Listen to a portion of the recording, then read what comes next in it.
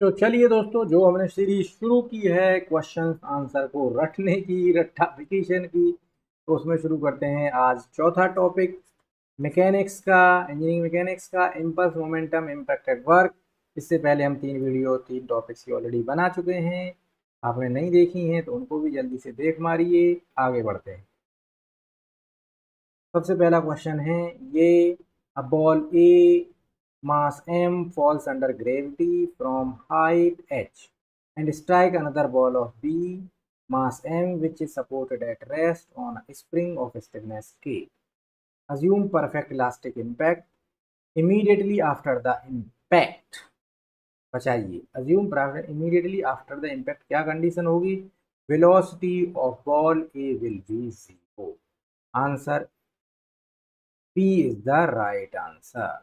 ठीक है साहब, P is the right answer. अगला क्वेश्चन देखते हैं। अगला क्वेश्चन ये तीसरे वाला क्वेश्चन है। तीसरे को बाद में देखेंगे, चलिए इसे पढ़ के लेके आएंगे। पहले ये देख रहे हैं क्वेश्चन नंबर 4.4। क्वेश्चन नंबर 4.4 में सिंपल सी क्या कह रहे हैं, ejector mechanism consist of helical compression spring having spring constant इतना, it is pre-compressed by 100 mm from its free state. If it is used to eject a mass of 100 kg held on it, the mass will move up through the distance. तो कितनी distance से mass move करेगा? Answer B is the right answer. 5000 mm से mass move कर जाएगा। आए तो फट से आंसर लगा करके आगे बढ़िए। इसको आप इजीली मैच करा सकते हैं। मैं फटाफट फटाफट मैच कर देता हूँ इसको। आप पहले मैच करने की कोशिश करिए, 10 सेकंड में आपको दे रहा हूँ, फिर मैं फटाफट फटाफट से मैच कर देता हूँ। तो देखिए, कोलिजन, कोलिजन में क्या चीज़ होगी? कोलिजन में होगा इम्पल्स मोमेंटम प्रिंसिपल पर बेस्ड करता है। कोलिजन स्टेबिलिटी के लिए क्या होनी चाहिए? पोटेंशियल एनर्जी मिनिमम होनी चाहिए। कहाँ भाग गई? ये रही पोटेंशियल एनर्जी मिनिमम। सैटेलाइट्स के लिए यूलर्स लॉ एप्लीकेबल होता है। स्प्रिंग टॉप में क्या होगा? Conservation of momentum, conservation of momentum. तो option D is the right answer. चलिए आगे बढ़ते हैं।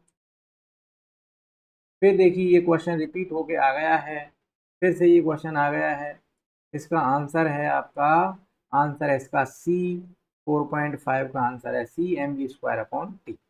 M V square upon T रट के चले जाइए भाई साहब। क्वेश्चन को ज़्यादा पढ़ने के चक्कर में मत पड़िए। पूरी देखिए, ऑप्शन देखिए, आंसर टिक करिए। यहाँ पे देखिए, ये क्वेश्चन है कि एक बुलेट मूव कर रहा है, इसमें ये बुलेट स्ट्राइक करके धंस जाता है, तो फाइनल वेलोसिटी फिर क्या होगी? तो वो वेलोसिटी जो v है, बुलेट की जो वेलोसिटी निकल करके आएगी, वो फट से आंसर आपको बता देना है। आंसर को एलिमिनेट करिए, माइनस वाला टर्म नहीं होगा आंसर में, जाहिर सी बात है। एम अपॉन एम भी नहीं होगा, जाहिर सी बात है। ये टर्म भी नहीं होगा। सिंपल इसका तो आंसर आप एलिमिनेट करके भी कर सकते थे। चलिए, कभी कभी एलिमिनेशन का भी रूल आपको यूज करना चाहिए। चलिए आगे चलते हैं। अगला क्वेश्चन सेम टाइप का क्वेश्चन कुछ रिपीट होके आ गया है। यहाँ से क्वेश्चन है ये, पढ़ लीजिए। A mass of 1 kg of clay moving with velocity of 10 metre पर second strike a stationary wheel and stick in, stationary wheel से स्ट्राइक करता है और उसी स्टिक कर जाता है। The solid wheel has mass 20 kg and radius 1 metre. Assuming that the wheel is set into pure rolling motion, the angular velocity of the wheel immediately after impact. तो immediately after impact के बाद क्या velocity होगी? जल्दी से आप टिक करिए, नहीं तो मैं आंसर टिक कर दूंगा। बताइए 4.6 का आंसर क्या होगा? तो 4.6 का आंसर होगा 1/3 रेडियन पर सेकेंड। क्या हो गया 4.6 का आंसर? 1/3 रेडियन पर सेकेंड। चलिए साहब, चलिए 4.6 के बाद हम 7, क्वेश्चन नंबर 7 और 11 को भी देख लेंगे। इस तरीके से ले लेते हैं, तीन क्वेश्चन, चार क्वेश्चनों को एक ही बार में देख लेंगे। क्वेश्चन नंबर 7 देखते हैं हम पहले। ड्यूरिंग इनइलास्टिक कोलिजन क्या होता है? इनइलास्टिक कोलिजन अगर हो रहा है तो देखिए, एक चीज़ है, अभी हमने बात की थी कि देखिए, हर चीज़, कोई भी एनर्जी कंजर्व नहीं रहेगी इनइलास्टिक कोलिजन में। एक चीज़ सिंपल सी बात है कि जो लीनियर मोमेंटम है वो कंजर्व रहेगा, मोमेंटम लूज नहीं होगा, चाहे इलास्टिक हो या प्लास्टिक हो, but momentum will not lose. अगला क्वेश्चन है, coefficient of restitution perfectly plastic body.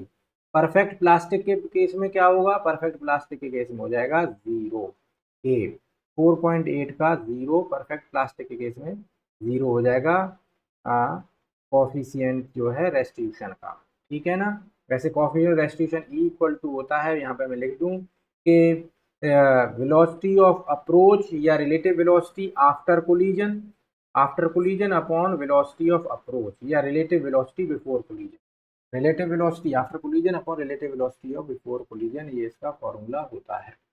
Question number 11 देख लेते हैं। अब क्वेश्चन नंबर 11 क्या कह रहा है, क्वेश्चन नंबर 11 में क्या है कि mass of m 100 kg travelling with uniform velocity 5 along and collide with mass m2 of 100 kg after collision both mass travel together with same velocity।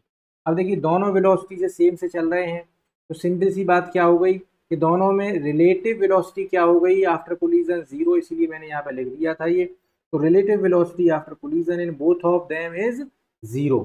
तो मैंने क्या होता है e equal to relative velocity after collision upon relative velocity before collision, तो answer हो गया D.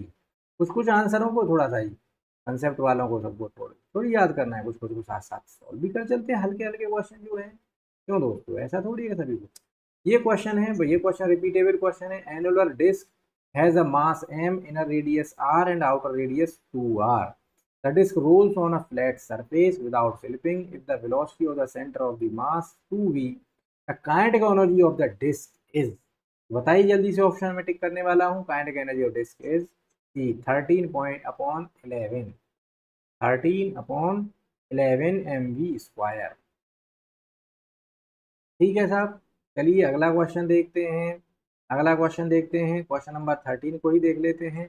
अब mass of ball of 1 kg moving with velocity 12 metre per second impact करती है स्टेशनरी बॉल ऑफ 2 किलोग्राम की से। इम्पैक्ट इज परफेक्टली इलास्टिक, ठीक है ना। तो बॉडी की कह रहे हैं स्पीड क्या होगी after collision, the speed of 2 kg mass after impact, तो 2 kg मास की स्पीड होगी 8 metre per second, 8 metre per second. ठीक है साहब, आगे बढ़ें, अगला क्वेश्चन सॉल्व करते हैं।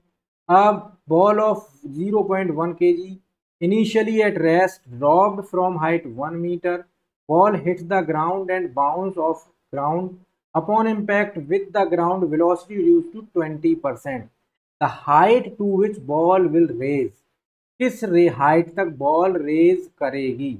बहुत सिंपल क्वेश्चन है, अगर सॉल्व करना चाहेंगे तो सॉल्व भी क्वेश्चन को इजीली किया जा सकता है। 0.638 0.638 मीटर तक बॉल रेज करेगी। ठीक है, चलिए आगे बढ़ते हैं। खैर, ये देखिए रिपीटेबल क्वेश्चन है, रिपीट होने वाला क्वेश्चन है। इसका आंसर डायग्राम देख करके ही बात करेंगे, ज़्यादा इसमें डिस्कशन टाइम नहीं लगाएंगे। डायग्राम देखिए, फटाफट आंसर मारिए डी 0.1। ठीक है, चलिए आगे। ये question conservation of principle of energy पर, conservation of energy principle based है। अंडर एच को देखिए, अंडर रूट 2g आंसर मारिए। चलिए आगे बढ़े। ठीक है साहब, क्वेश्चन नंबर 10 को देखिए, फिर 16 को देखेंगे। Question number 10, single degree of freedom system having mass 1 kg, stiffness इतना, initially at rest and subjected to impulse of 5 kilo newton for 10-4 second, amplitude of the vibration, resulting vibration का amplitude होगा 5 mm, amplitude होगा 5 mm। Question number 16, 2000 kilogram का mass है, currently being lowered at a velocity 2 metre पर second from a drum as shown. Drum बनाना भूल गए हैं, कोई बात नहीं है, हो सकता है ये। In the figure the mass moment of inertia of the drum is इतना, applying the brake the mass is brought to rest at distance 0.1, the energy absorb by the brake. तो एनर्जी एब्जॉर्प्शन निकालना है, simple, कोई बड़ी चीज नहीं है energy absorption निकालना। आपके लिए एनर्जी एब्जॉर्प्शन निकाल लीजिएगा, आंसर है 14 के आसपास, आंसर है 14 किलो जूल के आसपास। ठीक है, चलिए अगला क्वेश्चन देखते हैं।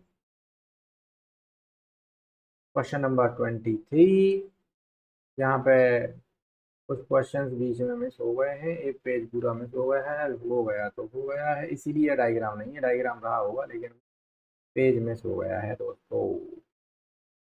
कोई नहीं, चलिए जितने हैं उतने करते हैं। Ball of mass 3 kg moving with velocity of 4 meter per second undergoing perfectly elastic direct central impact. Stationary ball of mass m kg after the impact over the kinetic energy of the 3 kg ball is इतना joule. Possible value of mass m, दो answer हैं 1 kg और 9 kg। दो answer निकल के आते हैं इसके 1 kg और 9 kg। अगला क्वेश्चन सॉल्व करते हैं। ये क्वेश्चन है, इसको थोड़ा सा देख लीजिए। ये क्वेश्चन आने वाला क्वेश्चन है। डायग्राम से देखिए, आंसर लगाइए, ज़्यादा टाइम मत लीजिए। डायग्राम देखिए, आंसर लगाइए फटाफट।